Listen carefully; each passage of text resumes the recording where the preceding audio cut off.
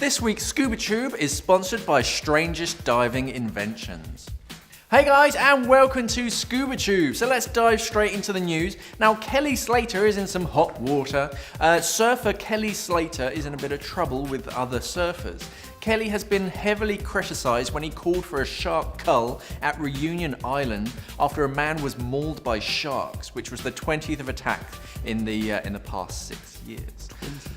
So surfer Luke Seidemann launched a video campaign belittling Slater and arguing why he's in the wrong. At one point he mentions that 543,622 people died last year from drowning. So in that sense, should we ban people from just going in the water? He takes it a step further, saying that people kill other people, so maybe we need to cull humanity as well. But this has sparked outrage in the internet though, people who are for and against shark culling. And Will Kelly, being such a massive name in the surfing world, he's got a lot of heat from his comments. Yeah. It's a controversial topic. It's kind of, I think he's finally sort of gone back on his word. He has. He didn't mean it. He just said we need to look at where we're surfing and what needs to be done to try and. Yeah, he understands that they're going into like their terrain and it's. Yeah, but there are some surfers out there like, well, no, this is my surf. This is what the surf are. Whatever's there needs to go. It's just like, come on, mate, they were there before you. Yeah, exactly. So yeah, crocodile shoes. My crocodile shoes. So, a super rare species of shark that's normally found in Brazil has been washed up ashore in Devon.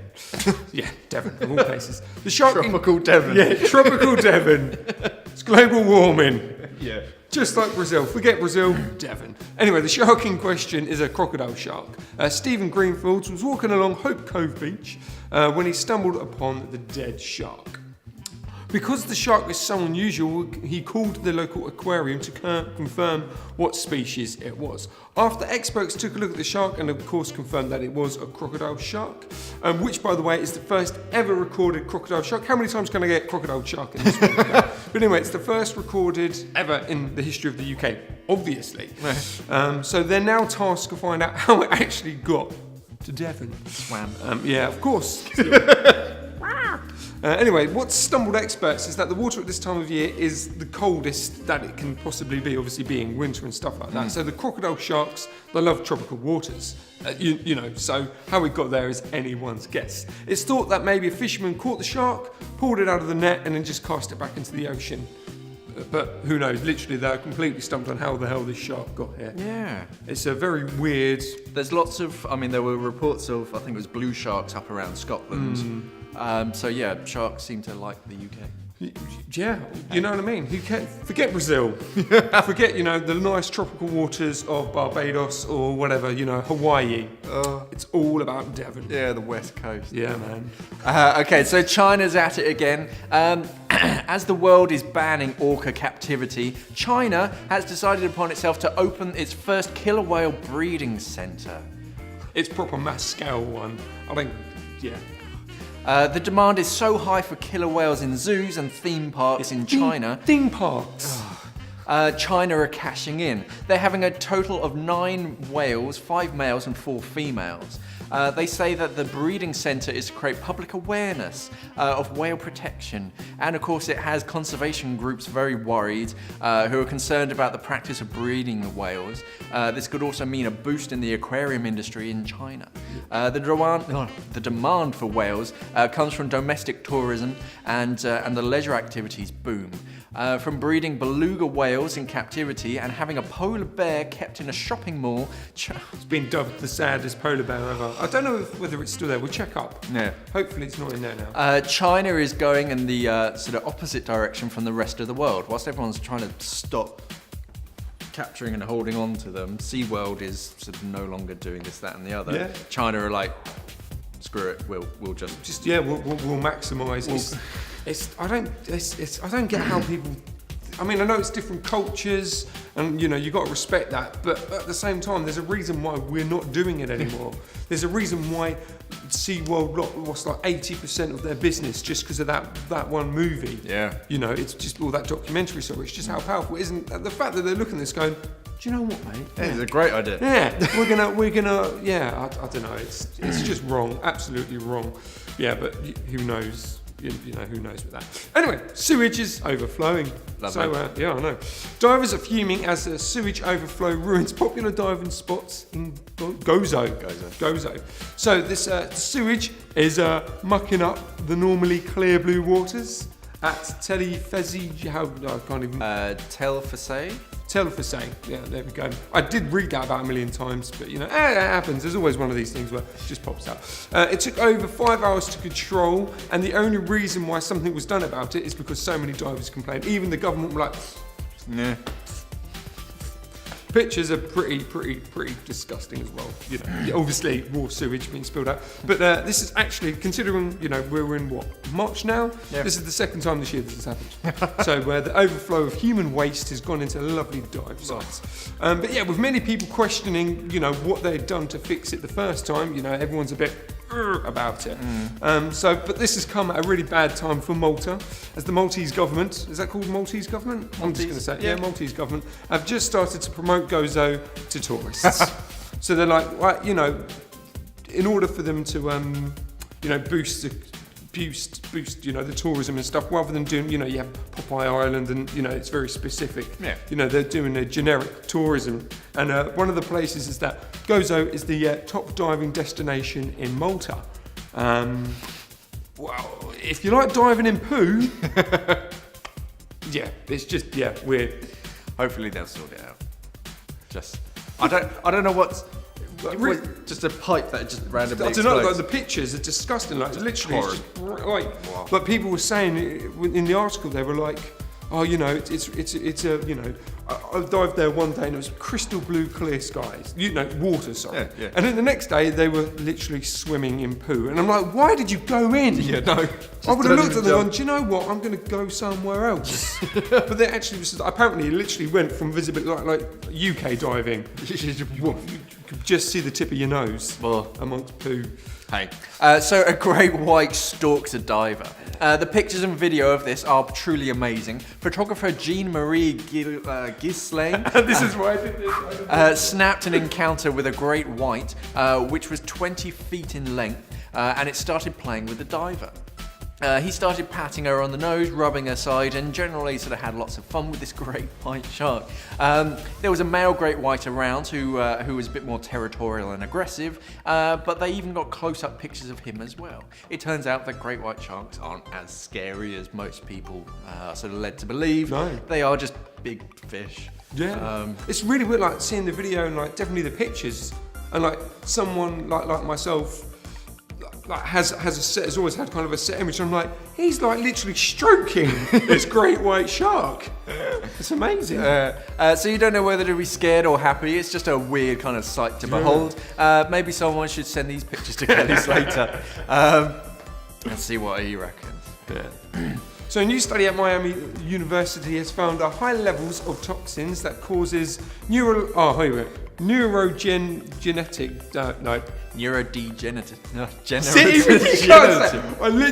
I was like, before we put this video, like before we started setting up, I was saying that word so many times. Degenerative. Yeah. Diseases. Neurodegenerative. Diseases have been found in shark fins, mussels and tissue samples. So they've all collected, these fins, tissue samples, were all collected from 10 different species of sharks, and they found 2 deadly toxins, obviously in the shark. First one being, which we all know, mercury, and, well, I can't pronounce that one, so we'll just put it on the bottom of the screen. But it's actually nicknamed is BMAA for sure. So BMAA has been linked to Alzheimer's and ALS. Not air, land and sea, the disease. And toxins are so high that they pose a strong threat to actually human health. This is of course causing big problems in Asia, where they love to eat shark fins and are commonly pretty much used in everything. It's like, yeah, you got a bit of detergent? Yeah, it's got some shark fin in it. Yeah, mate. But yeah, is it going to stop sharks being killed? Obviously, they put it in their medicines, their food, everything. You know. It's very much doubtful that this is going to stop anything, but it might be the first step to them realising that maybe... Yeah. I mean, they're seriously high levels. If you eat that, if you use them on lots and lots of, you know, lots of times, you could actually die from it or get Alzheimer's. Well, hey. So a drowning diver has been saved. A diver who was attending a ceremony to mark the anniversary of a ferry disaster ran into a bit of trouble. The diver in question had fainted in the water and started to drown. Luckily, an onlooker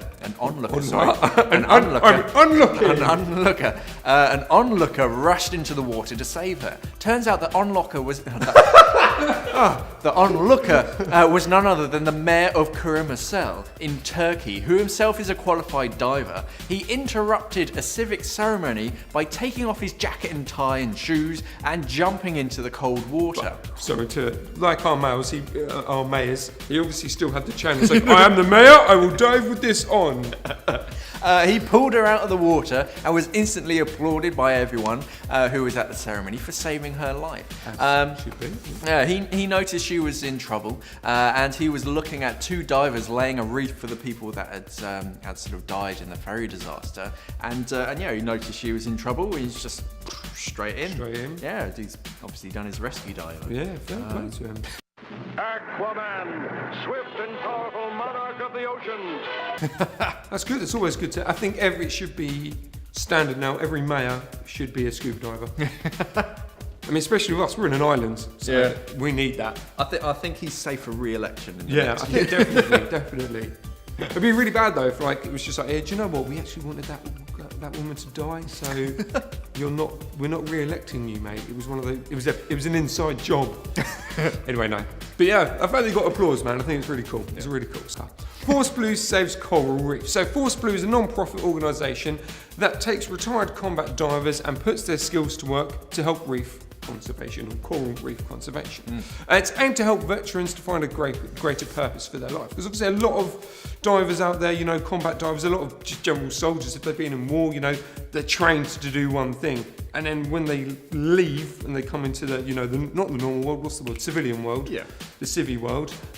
They feel lost. Yeah. So what this non-profit does, it brings them into the fold to help them. So Blue Force is, once you kind of qualify for the things that they do, for the courses they train you up on what to do with these corals, you can travel all over the world. Anywhere that's got a coral that needs help and their organisation is attached to it, they can literally go anywhere, which is really, really good. So a lot of people that are in the military and stuff, they're used to travel as well, so then they can pick and choose, and it's just really good. So far it's helped out thousands of divers getting their qualifications for the coral reef, and it's given them a new lease of life. And the greatest thing as well is that they're helping protect coral reefs as well. So a lot of them, they go diving because they appreciate the water, every diver does. So to have this after they finished is a really, really cool thing. I say in my books, it's definitely a big win-win, and keep up the great work. So now let's take a look at some of the latest diving videos on YouTube. The first video is from I Am Submarine, and in a nutshell, he's scuba diving with turtles, and they just look awesome. The footage looks amazing, crystal clear picture with a funky soundtrack. Yeah, it's cool. Oh, right. So the next clip is from YouTuber Logan Jones. She's diving in, Nassau. She's diving in Nassau in the Bahamas. It's a great video showing her the whole diving experience. So it's almost like a vlog. She looks like she's had a lot of fun diving with sharks, turtles, and of course, wrecks. So yeah. So that's it. That's it for this week's YouTube. ScubaTube? Oh, no. ScubaTube. All done and dusted. ScubaTube's done. Sorry, guys. No. No more YouTube. This episode is done and dusted. No more YouTube. Yeah, they renamed it. Breaking news. YouTube is now going to be called ScubaTube. YouTube is gone, ScubaTube is up. Oh dear. So if you haven't seen it yet, check out our last week's Weird Wednesday, where we talk about a dog saving a porpoise. Yeah. That's cool. Thanks for watching, guys, and safe diving. Bye. Have fun with that, Joe. Yeah, that was harder than usual.